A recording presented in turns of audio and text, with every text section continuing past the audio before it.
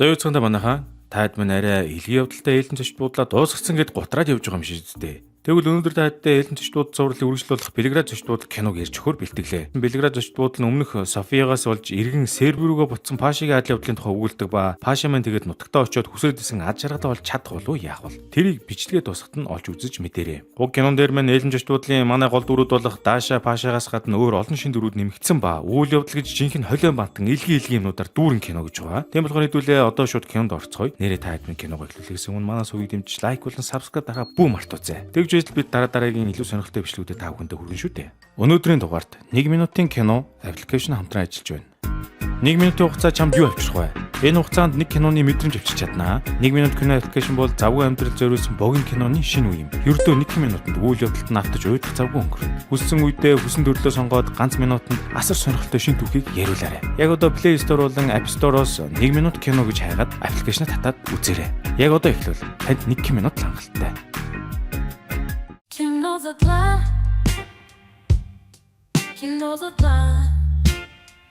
Ийхүү кино маань аль бие зориг эхлэхэд бид бүхэн Португал улсын нийслэл Липсон хот дахь нэгэн мүзэн үзэгдлийг харлаа. Нэгэн харанхуй шөнө Липсон хотод байдаг уг урлагийн музейрээ хулгайч байрын нөхөр нууцаар нэвтэж оронгуудаа тэр олон урлагийн бүтээлүүд дундаас нэг сонин суултур шиг юм хулгайж аваад гарчвал яах вэ? Түүний дараагаар өнөө хулгайч одоо суултуртайгаа хамт Европ төвийг хөндлөн гол туусаар эцэст нь Серб улсын нийслэл Белград хотод хүрэлцэн ирэв. Үүний дараа үзэг солигдоход бид хотын мафийн бүлгийн босс болох Дуушин гээд нэг ахуйг олж хардаг ба энэ Дуушингой чинь ихээхэн урлагийн мэдрэмжтэй бас мафийн босс байгаа мэн л да бадзар дэрэгч. Дуушингой дандаа Европын тентгийн музейнүүдээс алдартай бүтээлүүдийг нь хүнээр хулгайлуулж өөрийнхөө сан хөмөргийг баяжуулдаг ба зээдүүдээ өөрийнхөө цуглуулгаас үзүүлтэл цаад эргүү гар нь урлаг ойлгодгүй нөхөр байж тараад ахихаа нэрвэр жинхэнэ тоглож өгч байгаамаа. Ийм хүмүүний араас үзэг солигдоход бид Дуушингойн ганц охин Ведранаг нэгэн шөнийн клубт байгаа хэсэг дээр хурч ирэв. Ведрана тэр өрөө клубт байж байх зураа тэнд жинхэнэ балааг нь авч буу Пашаг мань холоос тун сүрхий ажиглаад байж байдаг ба аяхтай коктейлөөс нэг балгасны дараагаар шууд Паша дээр явж эргүүлэх гэж үзлээ. Гэтэл тэр үед Паша Ведранаг тоодгүй ба Пашатай хамт цуг шоудож байсан нэг охин гай олоод ахаар шууд ард нь байсан гол руу мангастаа дунгаач.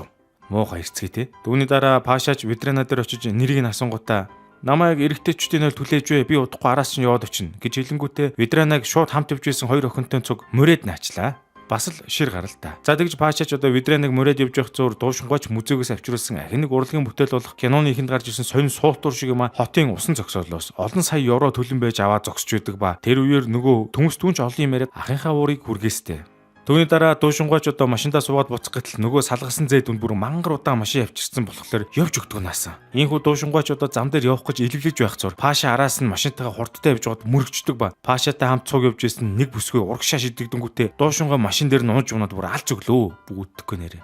Түүний дараа Пашач бөөн ууруулж нөгөө шидэгдсэн охиноо буцааж авахдаа Дуушингойг баахан доромжилж өгдөг ба ядаж явахад Пашач нь Дуушингой машиныг мөрөхдөө нөгөө амар үнэтэй хулгайлуулж авсан суултуурыг нэвлээд хийцэн байв. Пашач одоо алуусаа нэр. За тэгсэр үүний араас үзэг солигдоход Петертэй салах ёс иж бүү Даашаг хэсэг гарч гэллээ.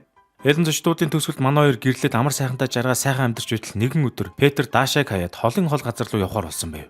Юу дутлаа гэж тэгсэн юм бол доо. Мэдээж Петрийг ингэж явж байгаад нь Даша сэтгэл дундуур байдаг ба гаргаж өгснөхийн дараа галзуу ганц найз Юлиятайгаа шууд бэлтгэл хийж гарав. Үүний дараа Даша Юлиатай хамт байхад нь Юлия одоо яах төлөвлөгөөтэй байгааг нь асуутал Даша Европын орнуудаар явсан влог хийхээр төлөвлөж байгаагаа хэлв.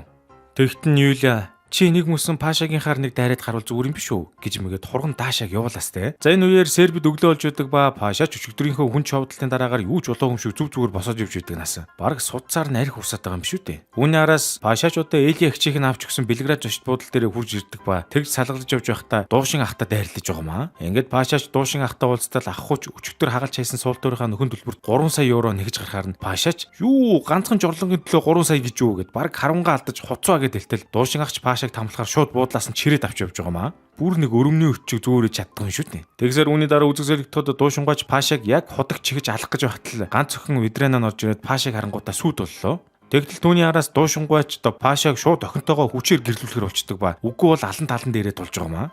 Хэдийгээр тэр үед Пашач би гэрэлж чадахгүй та эсвэл миний буудлыг ав гэж хэмээн хэлсэн ч Дуушингой охиноо Пашатай гэрлүүлснийхээ дараа буудлын дээр нь эзэн суух юм ярьж гарав. Одоо тэгэд яа их вдэ Паша маань. Энэхүү үний араас 2-7 хоног өнгөрөхөд Пашач хүнтэй богтлогдоо сүү тавьж хувь тавилантайгаа аль хэдийн эвлэрсэн Ведранатай хийх хурмаа бэлдээд явж байлаа. Ведранач өөрийнхөө хурмыг хийхдээ яг эртний Ром үед байгаа мэт баахан ховцсон руу өмссөн явж байдаг ба Пашагийн буудлыг ёстой оронгоор нэрвүүлээд байж байв. Гэсэн ч Ведранагийн сэтгэлд юу ч хүрдэггүй ба Пашагийн буудлын хэдэн ажилтныг нь хөөж тугаа зан зандраад бараг алж авах нэ. Тэгтэн Пашач одоо хэсэг зуур энэ галзуурлаас зайлахын тулд Москвагаас ирж байгаа найзыг тосгоор нисэх удал руу явдаг ба тэр нислэгээр Пашагийн найзтай цуг бидний таних өөр нэгэн хүн ирж байлаа.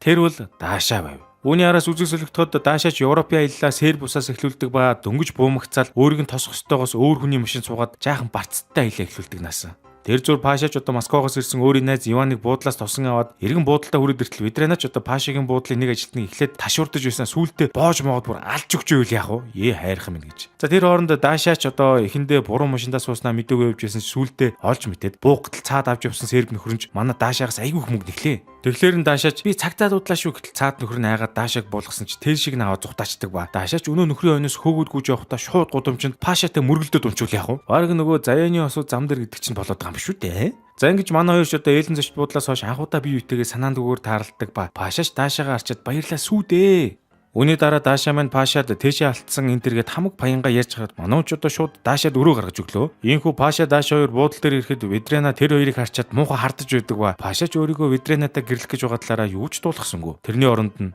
энэ манай дүү байгаамаа гэж мэгээд арай Дашатай одоо үрд сэтгэлдээ юм шүү дээ. Гэсэн ч Паша худлаа ярьж дуусаагүй байхад нь Ведрана шууд Пашагийн урал дээр нь өмсөнгүүтээ араас нь бүхс рүү налгаж малгадаад хурган Пашаг өөрийнх нь гэдгийг Дашад хэлэх гээд үзвэ. Түүний дараа Дашач одоо Пашагаас танаа энд дүүнэр нь ахыгаа ингэж өмсдөг юм хэмээн асуухад нь Паша бантангуудаа юу л да бид энд болохоор ингэж мэнтэлдэг юм аа гэснэ хажуугаар нь зүв зүгээр мөрөөрөө явж байсан ахыгч хоёрын урал дээр нь өмсөнгүүтээ бүхс рүү налгадаж малгадаад алж өглөө. Бас л сайхан гар штэ. Ийхүү Дашад баригдахгүй айтайхан болторсны дараагаар Пашач Иван дээр ирээд Ведранаг түр харуулж явахар болдог ба өөрөө болохоор Дашад хотоо үзүүлэхээр аваад явж байгаа маа. Бас сэргэлээ. Тэгсэр үүний араас дараагийн хэсэг гарахад манай хүнчүүд Дашаг дагуулan Белград хотыг үзүүж гардаг ба тэр үеэрээ бас Дашаг банаалчих гэсэндээ худлаа үнэн түүх зохиож яриастай. Тэгсэр удалгүй манай хоёр ч одоо айгүй жаргалтай явж байтал дуушин ахын бүтггүй гарууд нь Паша Даша хоёр төр хурж ирэн Пашаг хүчээр авч явах гэж утсан чи манай хоёр айтайхан цухтагаад явчлаа шүү.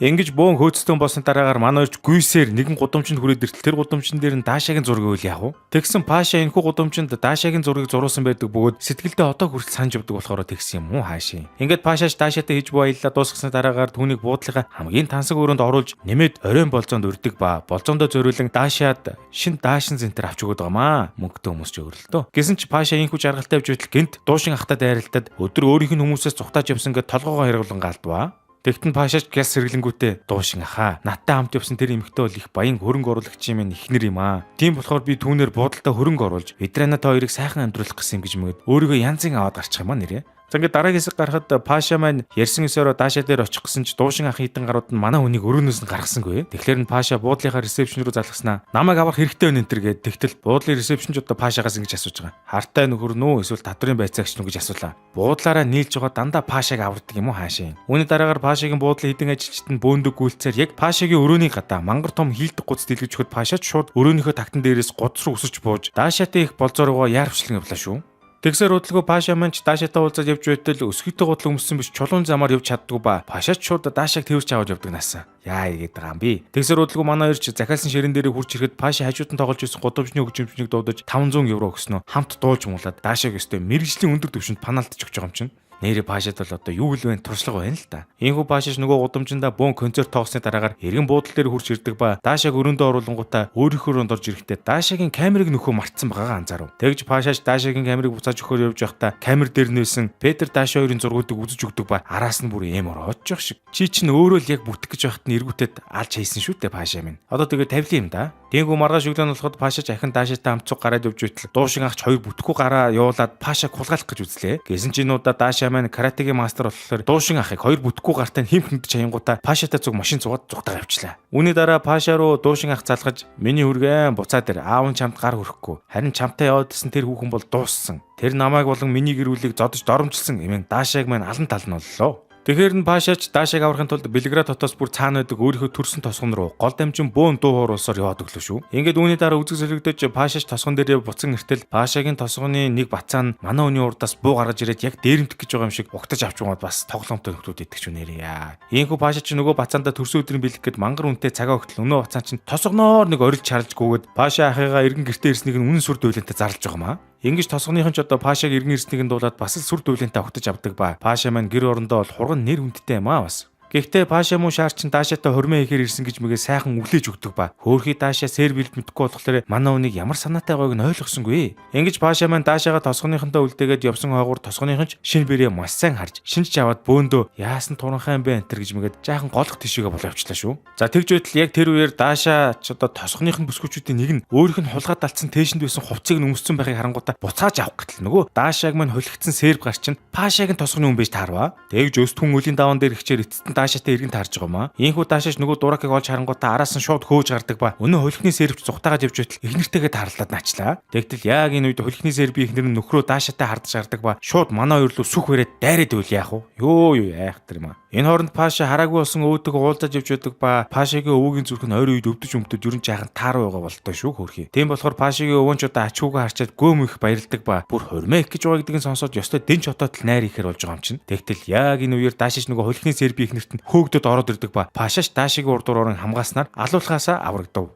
Энэ сербүүд чинь бас ширүү нөхдөд байна шүү. Ийхүү үүний дараагийн хэсгийг хэлэхэд Пашагийн тосгоных нь Паша Даша хоёрын хормыг газар дээр нэхлүүлдэг ба Дашач гайхаад энэ юу болоод байна гэд Пашагаас асуусан чинь энэ юу л да нөө манай эртний уламжлал байгаамаа гэд бас л хүнийг сайн паналдаж байгаа юм шүү. Гэсэн ч энэ үед Даша Орос ч гэсэн шинэ бэрээ ингэж ухтан авдагтай адилхан уламжлал байдаг болохоор нь өөрийгөө Пашагийн эхнэр болох гэж байгаа юм байна гэдгээ ойлголоо. Тэгж Пашач баригсны дараа хэлж байгаа. Намайг уучлаарай. Би чамд хэлмээр байсан л да. Гэхдээ манай өвөө үргэлж миний хормоо ихийг үцгийг хүсдэг байсан юм аа. Гэвч өвгөн би энэ муу одоо нэг удаа амьд явахгүй баха гэд өвгийн нэрийг бол янзын төрөй ярьж байгаа юм шүү. Тэгтэн Дашаач одоо сайхан сэтгэлтэй болохоор Пашаг өрөвдөөд эхнэр нь болж жүжиглж эхэлдэг ба өгсөн архийг нэг ямсгаагаар ууж муугаа жинхэнэ алж өгч байгаа маа. Тэр зураа Дашаач холихны сервтэйгээ овоо увчраа олж эвлэрдэг ба цаад нөхөр нь ч одоо Дашагийн хамаг юмыг нь буцаагаад өгөхөө хамллаа шүү. Ядаж яваад Дашагийн хувцсамтыг тосгоноороо нэг зарцсан жоох шиг ёо. Хизээдээ тэгж амждаг юм бол тоо. Тэгсээ сүултээ Пашагийн тосгоныхон ч гашуун байна гэсээр байгаад Даша Паша хоёрыг үнсэлцүүлж гардаг ба Дашаач дотроо бол Пашатай сууж байгаадаа айгүй дуртай байгаад байгаа маа зөөлөг гэж. Тэгтэн Пашаач гайхаад Даша чи яаж байна? Чи нөхөртэй штэ. Маргааш нь харамсан штэ гэдэгтэн Даша айгүй инээд алдснаа. Үгүй ээ би харамсахгүй гэтгэлээ шүү. За үүний араас гинт үзэг зэрэгдэхэд бид Даша Петр хоёрын салхас иж өмчтөр иргэн ирэв. Петр яг үнэндээ бол Элон Маск ахыг дагаад ангараг гарагийг колончлохоор бүр хизээч эргэж ирэхгүйгээр яваад өгсөн байдаг ба тэрийг нь хүн төрөлхтний тусын тулд гэж мэгээд үнэн домбоо юм яриад идэг наасан. Өөрөөр хэлбэл Дашаг хаянгуудаа өөр гариг руу нисэж явцаажээ. Ёстой нэрэл дэлхийгээс зайл гэдэг шиг болсон юм уу хаашийн. Тэгтэл үүний дараа Пашач босон өчрөө явдлыг мэдэж авангуудаа Дашагаас асууж байгаа. Тэгвэл чи яагаад хормын бүгж одоо олцоогод яваад байгаа юм бэ? Гэт асуусан чинь Даша чам шиг гаруудаас өөрийгөө хол байлгахын тулд гэж хариуллаа. Энэ хооронд дуушин ах ч одоо Пашагийн найз Иваныг худагч гэж алангаа сүрдүүлээд байсан ба сүүлдээ болонгуудаа ганц охин Ведранагаа аргадуулахаар явуулж байгаа маа. Харин тэр зур Пашагийн тосгоныхон ч манай хоёрч шууд тусад нь байр гэр энтер гаргаж өгөнгүүтээ анхныхын шүн мөнийг хурган бэлтэж өгöd байгаа маа. Сербүүч их айхтар юм аа. Ингээд Пашагийн тосгоныхон ч манай хоёрыг нэг байшинд оруулчаад бөөндөө яваад өгтөн Паша Даша хоёр шууд барилдааны ажилд ордог ба барилдааны ажил яг дуусчаад үжидэл дуушин ах Паша руу 10-20 удаа залгацсан байвал яах вэ? Тэгтэн Пашач дуушин ахтай эр хүн шиг нүр тулахар шийдээд нөгөө Дашагийн хамаг хувцсыг зарж иддэг нөхрийг сэрэнгүүтээ эргэн Белград руугаа яваад өгч байгаа юм. Ийм үүний араас үзүүлсэдэг тод дуушин ахч Пашагийн хагалж хийсэн урлагийн бүтээлгээд байгаа жорлонгоо дахин баахан мөнгө төлж авчруулсан байдаг ба бас л сонирхолтой хүн юм аа. Тэгж байтал удалгүй Пашач хурж ирээд Ведраната гэрэлж чадахгүй буудлыг аваад казино болгоно уу юу болгоно өөрөө мэдгээд Дашатай энэ насаа өнгөрүүлэхэр шийдсэн талаараа дуушин ахад даастайхан шиг хэлээд таялаа. Гэтэл Пашач яг тэгж том ярьж явах үеэрээ дуушин ахын нөгөө балаа суултуурыг нь дахин унгаж хаяад хагалцдаг ба үүнээс болоод буудлаач дуушин ахад өгөхөр болж Ведранатач маргааш нь гэрлэхэр болов. Эсбүгөөс дуушин ахч одоо Пашагийн тосгоныхныг бүгдийг нь алаад нууран тайн энтергээд амар юм ярьж гарав. Юугаа иж тэрнийг нь хайжгаар явж байдаг юм бол доо салгасан үрчээд. Дандаа ингэж хэрэг тарьж явах юм да. Ийхүү Пашач иргэн буцах замгүй болсон тул эндээ үлдэхэр болдог ба энэ зур Иван ч одоо Ведраната айгүй амьдрал ярьсан хэвтэж байхад нь дуушин ах орж ирээд Паша эргэж ирсэн маргааш хөрөн болдгоороо болгохлаар дуулгав. Үүний дараагаар дуушин ахч Иваныг буудлын руу нөөтлөө Ведрана гэж хүүхэн ч одоо Иваныг хүсвэл үлдэж болно гэд Иван ч дуртай үлдэж байгаа маа. Ари хоорондоо жогтой болцсон юм шүү дээ. Ингээд маргааш өглөө болж Дашаас эртэл Паша байдаггүй. Иванаас дуудлага ирэхээр нафтал Иван муу шаар чинь Пашаг хөрмөө их гэж угаалаар нь ам алдаж хаяад Дашаач бөөн ууруулаад хамаг хувцсанараа баглж авангуудаа яваад өгч байгаа маа. Нэрээ одоо ханы тэнгэр дуудахгүй бол болохоо хийж байгаа юм байна да. Ингээд дараагийн хэсэг гарахад даашаач Пашагийн буудлаар дайрчаад нисэх буудлал руугаа явах гэж байтал Пашагийн өвөө хурж ирээд даашааг нэг газар руу аваад яв. Тэгтэл Пашагийн өвөө нь даашааг дагуулan хөгшнийхөө газар ирсэн байдаг ба залуудаа хэрхэн байнга эхнэртэйгээ муудцдаг байсан талаараа ярьж эхэллээ шүү. Пашагийн өвөө анх эхнэртэйгээ гэрсний дараагаар айхтар хэрэлдэж эхнэр нь уурлангуудаа өгсөн бүгжийг нь аваад гол руу шийдсэн ажээ. Тэгт нь Пашагийн өвөө мотор бүгж зорж хийнгүүтээ эхнэртэйгээ эвдэрхийн тулд дахин гуйсан ба сүулдэ ч одоо Пашагийн өвөө юм хоёр нь айхтар хэрэлдэхээрээ дандаа дахин хөрмөө хийдэг жаншилтай болжээ.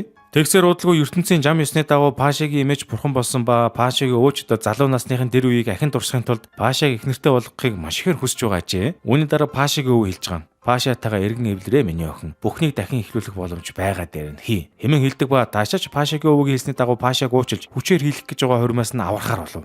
За ингээд дараагийн хэсэг гарахад таашаач одоо Паша дээр хөрөөд иртэл хурим нь аль хэдийн ихэлсэн явж байва. Гэтэл тэр үеэр Пашааг Видренатаа сууж байгааг харангуйта тосгоныхон орилж чарлаад бөө юм болдог ба. Үүнээс олж Видренач бөөн ууруулаад яваад өгөхөр нь дуушин ах чаддгаараа муу Иваныг аргадуулахаар араас нь явуулав. Үүний араас Пашагийн өвөг гинт гарч ирээд би дуулмаар байна гэд сайхан дуулж байтал дуушингуй чинь дуулуулахгүйд бөөн зодон эхлүүлж хайдаг ба. Сүүлдээ Пашагийн тосгоныхон ч дуушин ахын хүмүүстэй бүр сайхан зодтолж өглөө. Ядаж явахад энэ үед дуушин ахын нөгөө тэнэг зээдүүн Даашааг бариад авцсан байдаг ба. Араас нь найран дээр ч одоо бөөн нанжилтаан болж Пашаач одоо дуушин ах дээр очиж бүхнийг болиулах гэтэл дуушин ах ч одоо Пашааг зодоод байдаг насан. Уг нь аятайхан салгах гэж үзээд ах чинь те. Тэгсэр сүүлдээ дуушин ах ч одоо Пашагийн тосгоныхныг бүгдийг нь барьж аваад буу муу барьцсан гараад ирэхлээр нь Пашаач дуушин ахын хормын бэлэг болгон өгөх гэж байгаа амар үнэтэй зургийг нь барьж аваад дуушин ахыг нь сүрдүүлж гарваа. Тэгтэн дуушин ахч одоо нөгөө тэр үнэтэй зургийг нь зүгээр тавьбал Паша Даашаа болон тосгоныхныг зүгээр явуулна хэмээн амласан боловч сүүлд нь шууд гонжронгуудаа баахан буу шүдэм гаргаж ирээд Пашаагч одоо явуулахгүй гэж тэглээ шүү. За тиймхүү Пашаач бүр яалтчгүй богтлогдох гээд байж байтал Видрена бөөн ууруулсан автомат буу өнтертэй гарч ирээд аавгаа болиулж Паша тайргүй харин Иван тайртай Ивантай суун гэж тэглээ шүү.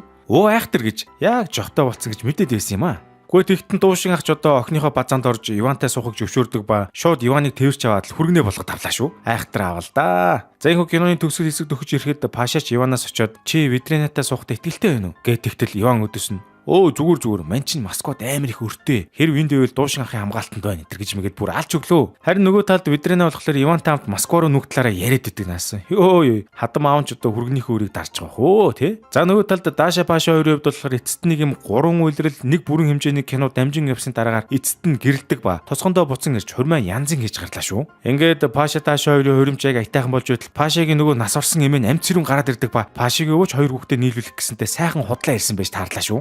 Дээр нэмээд Пашагийн өвөн сохор биш байж таардаг ба сүүлийн 10 жилийн турш тосгоныхондоо сохор эмээн худлаа ирсэн гэнтэй Максийн өвөө юм уу хаашийн. За үүний дараа Пашагийн эмээч одоо Пашагийн өвөг алхаар тарийн талбанд өндөр хөөн гүөхд Паша Даашаа орж тэднийг болиулахаар араас нь гүйж манай орч одоо амар сайхандаа жаргаж байгаа юм. Энэ үрээд манай Ээлэн жошт буудлын хайртай хоёр юмын түүх минь өндөрлөж байна. Хэрвээ та бүхэнд манай бичлэг таалагдсан бол лайк болон subscribe дарахаа бүү мартаарай. Дараагийн бичлэг хүртэл төрүүлж байгаарай. Тун утга горно. Өнөөдрийн дугаард 1 минутын кино аппликейшн хамтран ажиллаж байна. 1 минутын хугацаа чамд юу авчрах вэ? Энэ хугацаанд нэг киноны мэдрэмж авчирч чаднаа. 1 минут кино аппликейшн бол завгүй амьдрал зориулсан богино киноны шинэ үе юм. Ердөө 1 минутанд үйл явдалд нь автаж уйдах завгүй өнгөрнө. Хүссэн үедээ хүссэн төрлөө сонгоод ганц минутанд асар сонирхолтой шинэ түүхийг яриулаарай. Яг одоо Play Store болон App Store-оос 1 минут кино гэж хайгаад аппликейшнаа татаад үзээрэй. Яг одоо эхлэв. Танд 1 минут хангалттай.